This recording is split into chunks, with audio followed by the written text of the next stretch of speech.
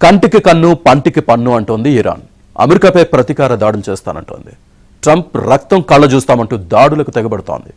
US మిత్ర దేశాలపై దాడులు చేస్తోంది. అటు అమెరికా కూడా క్షిపణులతో విరుచుకుపడుతోంది. పరిస్థితి చూస్తే యుద్ధం మాత్రం ఆగేలా లేదు. అమెరికా ఇరాన్ మధ్య ఘర్షణలు రోజురోజుకు తీవ్ర రూపం దాల్చుతున్నాయి. తమ హెచ్చరికలను ఖాతరు చేయకుండా హర్ముజ్ మీదుగా వెళుతున్న 2 నౌకలను ఇరాన్ సైన్యం ఐఆర్జీసీ టార్గెట్ చేసింది. వాటిలో పేలుడు సంభవించిందని, అవి కదల్లేని స్థితిలో ఉన్నాయని వెల్లడించింది. అమెరికా దురాక్రమణ కొనసాగుతున్నంత కాలం ఒక్క చుక్క చమురు కూడా సురక్షితంగా హర్ముజ్ను దాటదని ఐఆర్జీసీ హెచ్చరించింది. ప్రతీకార చర్యలకు సిద్ధంగా ఉండాలని హెచ్చరించింది. అటు ఇరాన్పై సైతం అమెరికా మళ్లీ దాడులు చేస్తోంది. తమ సైనికుల మరణాలకు ప్రతీకారం తీర్చుకున్నామని, శక్తివంతమైన దాడులు చేశామని అమెరికా అధ్యక్షుడు డొనాల్డ్ ట్రంప్ హెచ్చరించారు. అమెరికా వైపు ప్రాణనష్టం 17కు పెరిగింది.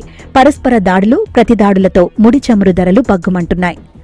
అమెరికా ఇరాన్ ఘర్షణలతో గల్ఫ్ దేశాలు ఉక్కిరిబిక్కిరవుతున్నాయి. కువైట్లోని Al Subiya power generation water desalination ప్లాంట్పై తెహ్రాన్ దాడులు చేసింది. దాంతో భారీగా మంటలు చెలరేగాయి. కువైట్ పవర్ ప్లాంట్స్ పైన దాడులు చేస్తోంది ఇరాన్. దీంతో గల్ఫ్ దేశాల్లో జనం బిక్కుబిక్కుమంటున్నారు. సైరన్లు మోగుతూనే ఉన్నాయి. ये पश्चिम एशिया का युद्ध एक बहुत ही बड़ा संकट का कारण रहा। Petrol, diesel, LPG, fertiliser, chemicals यानी हर विषय में अनेक बाधाएं, अनेक संकट आए। उसके बावजूद भी भारत 7.7% के ग्रोथ से दुनिया की मेजर इकोनॉमी में सबसे तेज गति से आगे बढ़ने वाला देश बन के रहा। ये भारत के सामर्थ्य का परिचायक है। भारत किस प्रकार से उत्साह और उमंग के साथ नई ऊंचाइयों को पार करना चाहता है। వారం రోజులుగా అమెరికా చేస్తున్న దాడుల్లో తమ దేశ ప్రజలు 50 మంది మరణించారని, 517 మంది గాయపడ్డారని ఇరాన్ వెల్లడించింది. నిర్మాణంలో ఉన్న అణు విద్యుత్ కేంద్రంపై అమెరికా దాడులు చేసినట్లు తెలిపింది. అమెరికా దాడులకు ప్రతిగా పశ్చిమాసియాలోని దాని మిత్రదేశాలైన కువైట్, బహ్రెయిన్, జోర్డాన్లపైకి డ్రోన్లు, క్షిపణులను ఇరాన్ ప్రయోగించింది.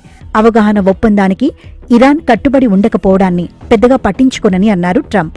అయితే ఆ దేశం అణ్వాయుధాలు తయారు చేయకుండా నిలువరించాలన్నదే తమ లక్ష్యమని చెప్పుకొచ్చారు.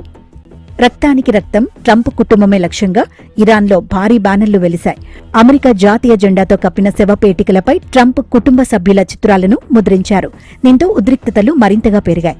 దాడులు ఆపకుంటే అమెరికాకు మరచిపోలేని పాఠం చెబుతామని ఇరాన్ సుప్రీం లీడర్ ఖమేనీ తీవ్రంగా హెచ్చరించారు. ఇరు దేశాల వ్యవహారం చూస్తుంటే యుద్ధం ఇప్పట్లో ఆగేలా కనిపించడం లేదు.